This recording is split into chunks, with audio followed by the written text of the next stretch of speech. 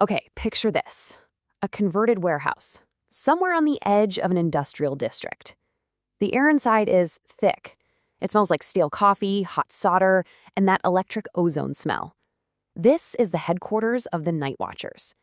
And it's not really a lab, it's more like a shrine to obsession. The walls are just covered in maps of the most haunted places in Asia, and every single one is pierced with a red pin, a trophy, a conquest. All of them, except for one. But you see, before the final official notice ever arrived, one of them already knew something was coming. You could hear it in a soft voice, sensing that what was out there wasn't just calling, it was demanding. For a group like the Night Watchers, you have to understand, every shadow has been explored, every strange whisper has been put on tape, but this one place, their white whale, has always, always been out of reach.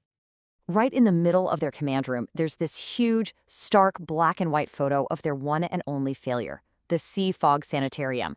For 5 long years, it's just sat there, mocking them. Its secrets are locked up tight behind impossible security and some really unsettling local legends. Think about that. 5 years of research, 5 years of planning, and they've never even gotten close enough to touch the front gate. So this place, it's become more than just a location on a map. It's the one mystery they just could not solve, the one story they could never tell. And then that quiet, grinding obsession is just shattered. Shattered by the cold, digital beep of an incoming message. A single sound that is about to change absolutely everything. Leo, he's the team's leader, their anchor. He's the one who reads the subject line out loud. The words themselves are just so stark, so bureaucratic, and so completely brutal. Their white whale is about to be wiped off the face of the earth. 72 hours. That is all the time they have left. Just 3 days until the bulldozers roll in and the Sea Fog Sanitarium becomes nothing more than a pile of rubble and a ghost of a memory. But here's the thing. Maya, the team's sensitive, she felt this coming. She didn't need an email to tell her. For nights, she's been dreaming about that place, the smell of rust and old medicine, the sound of the ocean nearby, and a presence. A presence that isn't just calling anymore.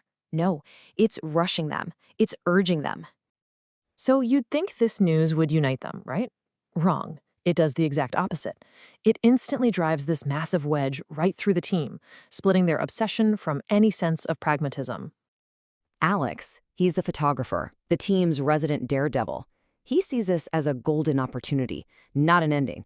He starts arguing that with security being pulled out right before the demolition, the building's going to be vulnerable for the first time since it was abandoned. It's their one and only shot. But Leo, the leader, he immediately pushes back. His job, his only job, is to keep them alive. And this? No prep time, no recon, no clue about the building's structural integrity. It's just a reckless, unplanned dive into the single most dangerous place they have ever tried to investigate. And believe me, this place is uniquely dangerous. The sanitarium's official history is grim enough on its own. We're talking abuse, illegal experiments, a mysterious fire that conveniently covered up countless sins.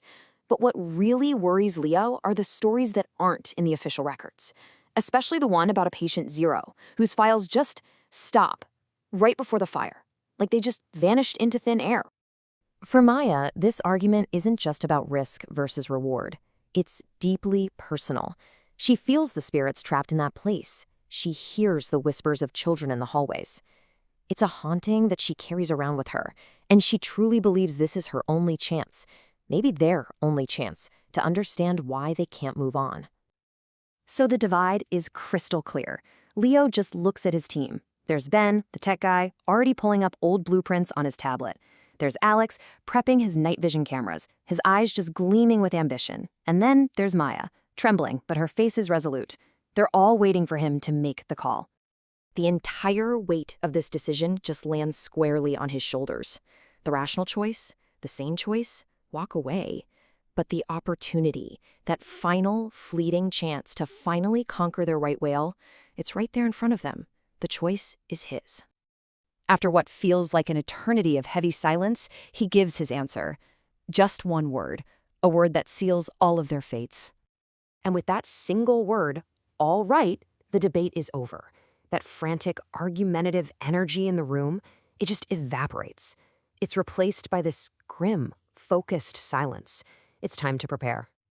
Leo takes command. The mission is on and it's happening now. There is absolutely no more time to waste.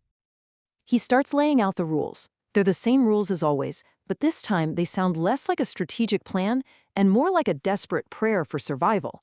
Equipment comes first. Communications must be maintained at all times. No one, under any circumstances, goes anywhere alone.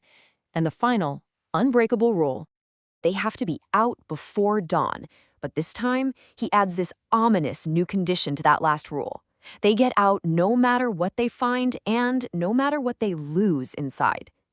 He's saying the cost of this mission is an unknown and he's willing to pay it.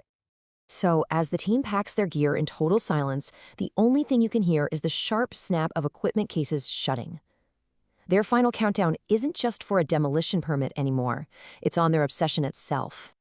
Which really leaves us with one final, chilling question. As they get ready to face the Sanitarium's very last night on Earth, what are they truly chasing into that darkness? Is it an answer to a 5-year-old mystery? Or is it the end of the line for the Night Watchers?